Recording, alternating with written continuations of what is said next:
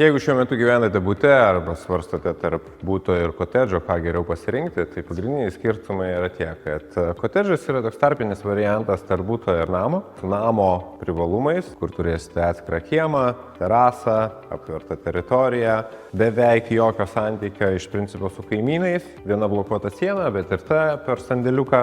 Mažesnės kvadratūros, negu tikėtina, kad būtų individualus namas, bet su atskiru įėjimu, kas yra skirtingai negu būtų būtas. Vienas aukštas, gerai išplanuota, daug patogiau, nes dažniausiai individualūs namai būna per 2 aukštus. Tai gali būti jūsų tarpinis, o galbūt ir visam gyvenimui variantas, kuris jums patiks, nes infrastruktūra yra beveik kaip miesto, o kaina yra kaip būta. Jeigu vis dėlto galvojate apie kotedžą, apsilankykite Bičių slėnį. Paspauskite mygtuką apačioje ir mes su jumis susisieksime.